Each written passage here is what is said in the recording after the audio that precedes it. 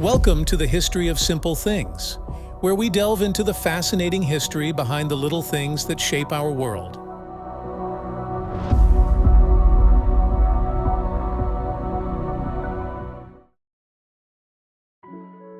When you think of a Frisbee, you probably picture a sunny day in the park, tossing that familiar plastic disc back and forth, maybe even attempting a trick throw, or watching a dog leap high to catch it mid-air.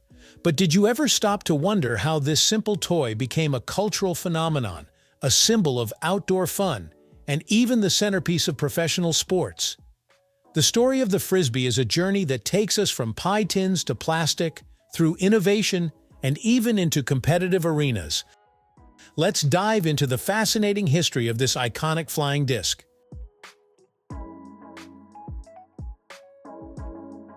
The Frisbee's roots are surprisingly humble, starting with a pie company in the late 19th century. Back in the 1870s in Bridgeport, Connecticut, there was a man named William Frisbie who owned the Frisbie Pie Company. The pies he sold came in tins, and once people had enjoyed the baked goods inside, something curious happened. Students from nearby colleges, especially Yale, would take these empty tins and toss them around for fun, shouting "Frisbee" as they threw them, just to give the other person a heads up. It was a simple, playful pastime, but it would become the foundation for a future toy revolution. The original tins weren't aerodynamic masterpieces, but they had something special, a fun, casual appeal that people of all ages could enjoy.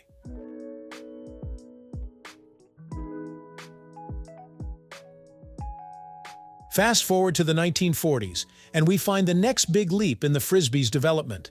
This is where Fred Morrison, an inventor and entrepreneur, enters the scene.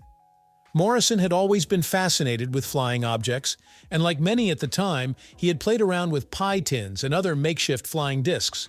But Morrison, seeing the potential for more than just a homemade toy, decided to make a better version, one that could fly farther and more predictably.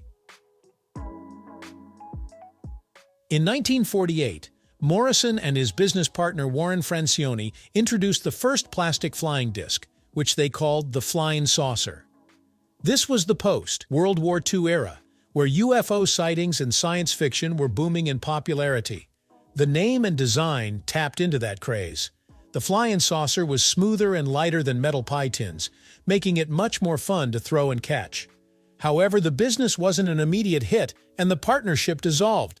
But Morrison didn't give up. A few years later, in 1955, Morrison refined his design and released what he called the Pluto Platter. This disc was sturdier, had a better aerodynamic design, and was just all around more enjoyable to play with. He marketed it with the same UFO-themed appeal, which struck a chord with the growing fascination for space exploration. The Pluto Platter was what we would now recognize as the prototype of the modern Frisbee.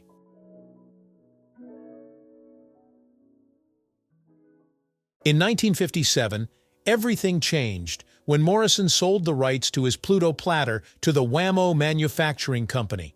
Wham-O was a company already known for popular toys like the hula hoop and the Super Ball.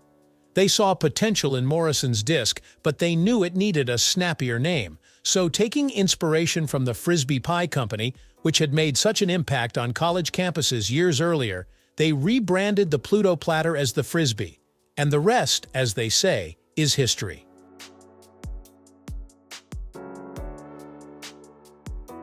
Wham-O's marketing genius and distribution power helped spread the Frisbee across the country and beyond.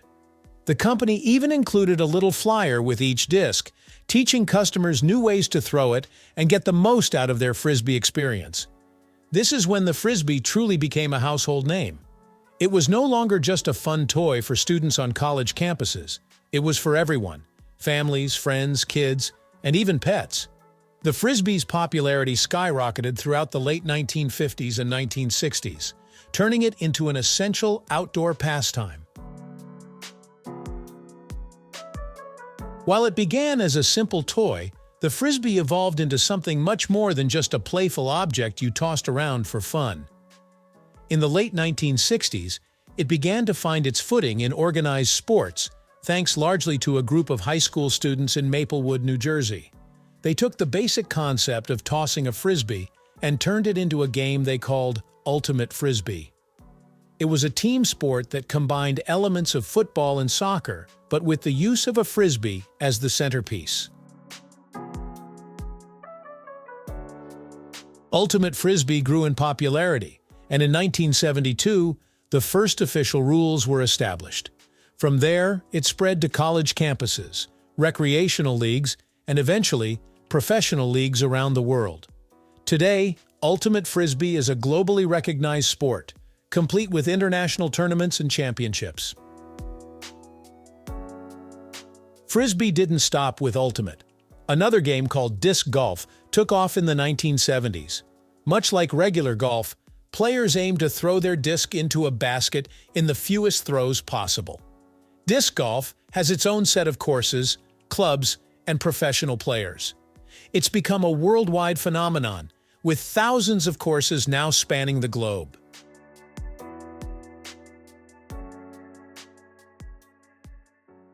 By the 1970s and 1980s, the Frisbee had firmly established itself in pop culture. It wasn't just a backyard toy anymore, it was a symbol of fun, freedom, and creativity. Movies and TV shows of the era often included Frisbee scenes, and it became a staple at beaches, parks, and campsites. Wham-O even capitalized on its growing popularity by releasing different types of Frisbees, including glow-in-the-dark versions, miniature Frisbees, and super flexible models. The disc's simple, elegant design also made it an object of interest for artists and designers.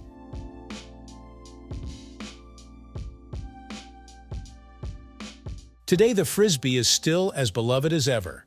Whether it's the casual toss of a disc between friends, a high-stakes ultimate Frisbee match, or a leisurely round of disc golf, the Frisbee continues to bring people together.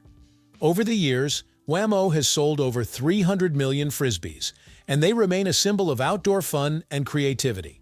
What started as a pie tin has become a global sensation, with professional leagues, competitions, and even a place in the National Toy Hall of Fame. So the next time you find yourself tossing a Frisbee around, remember that you're part of a story that began over 100 years ago, with a pie tin, a clever inventor, and a little company called Wham-O that saw the potential for something magical. The Frisbee's journey through time is proof that sometimes the simplest toys can have the most profound impact on our culture, our leisure, and even the way we compete. Thank you for watching. If you have suggestions for our next video, feel free to share them in the comments below. We'll be sure to give you an acknowledgement for your contribution.